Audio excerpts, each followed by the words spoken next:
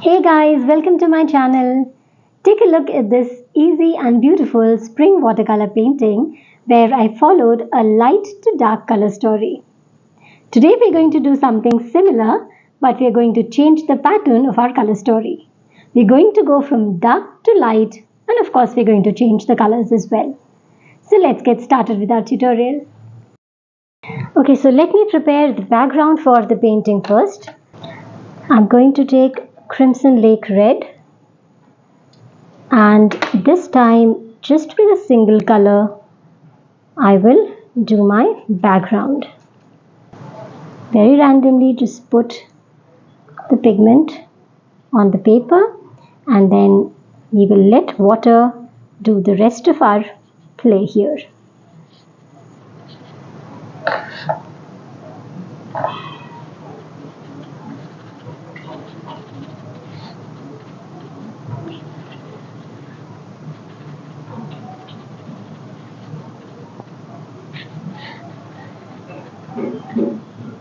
Okay, since our painting is going to be from dark to light, it is better to keep the edges light, because if that is dark, our light pigment is not going to show very well. The center part can be darker. So let's dry this much and then let's see how the effect is. For such kinds of paintings, I don't prefer to use 100% cotton paper, and I'm using 25% cotton cold pressed watercolor paper here. The benefit is that as it doesn't absorb water very quickly, it gives us some scope to play and create some patterns using our drying tool while the paper was still wet. With 100% cotton, it absorbs water very quickly, and that scope reduces a bit. These shapes come better on a paper with less cotton content. Okay, now we will make the center flower first, and as we're going dark to light, this has to be the darkest. So I'm taking Crimson Lake Red and Prussian Blue in almost ratios of 2:1. 2 of Crimson Lake and 1 of blue. So let me mix these pigments and see how my color is, how dark it is. I think I want it a bit darker, so I'll keep some black here.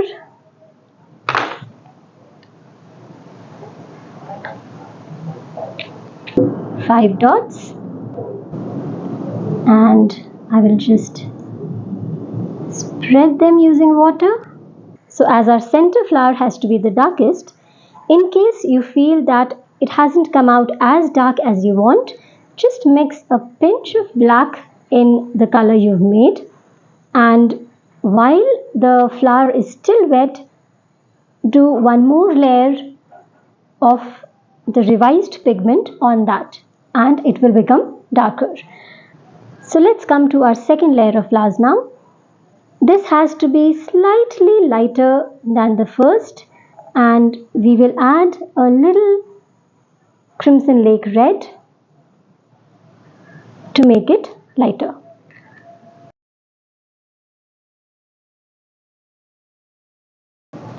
The beauty of this kind of a painting is that in case suppose any flower doesn't come out good,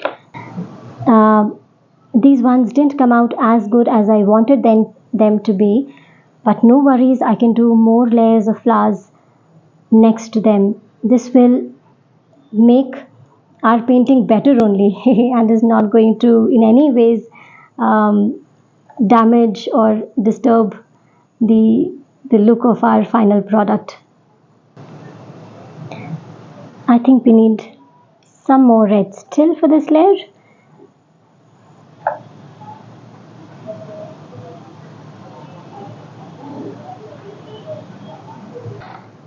So one important thing to remember here is that remember to dry your flowers each time you do one layer, and before starting any other layer. Otherwise you can spoil your work, and the layers will not show as beautifully as they should be showing. So 2 rounds done, the center flower and one round. I think it looks nice.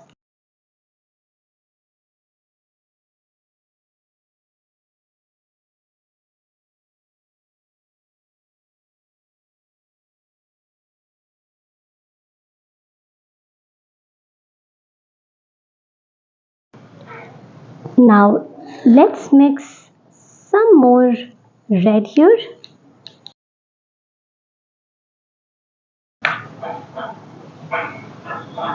The closer you do your next layers or the next round, let's call them, the closer you do, the more volume this painting gets and the more flowers you do. So as of now, we've done two rounds. So one is the initial layer, then one round, and then the second round.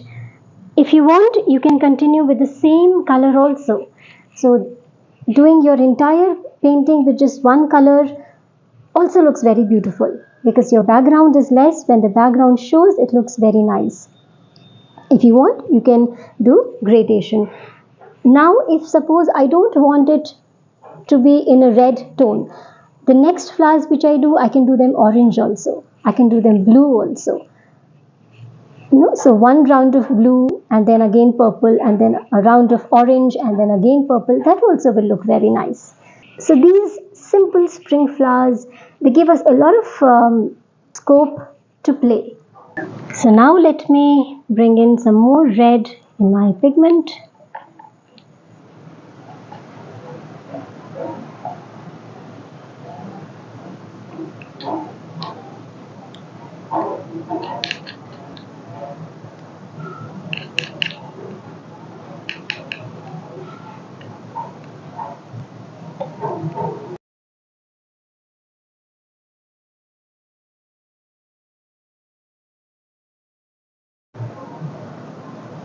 Furthermore, red.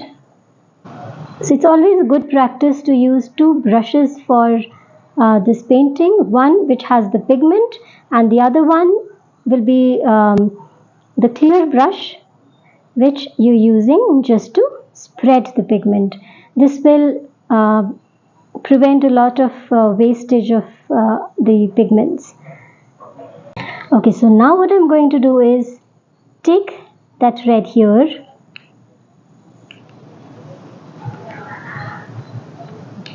Okay, mix some more red in this. So I'm not mixing red in my entire pigment. I'm just taking a little so that it becomes quite a lighter color. And then one layer I'll do with this. So now you can feel a hint of redness coming in our painting as we do more rounds of the flowers.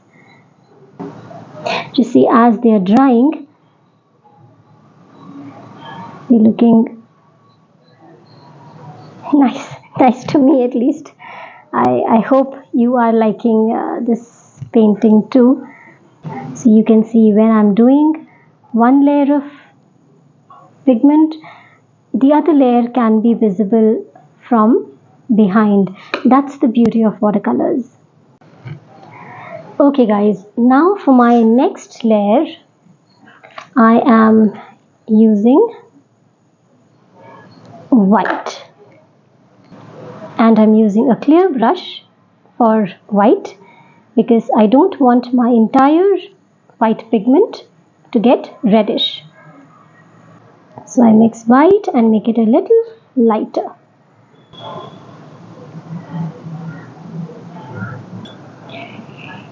So as I had mentioned earlier, in case you don't want to do these many flowers, you can space out the number of steps that we are doing here.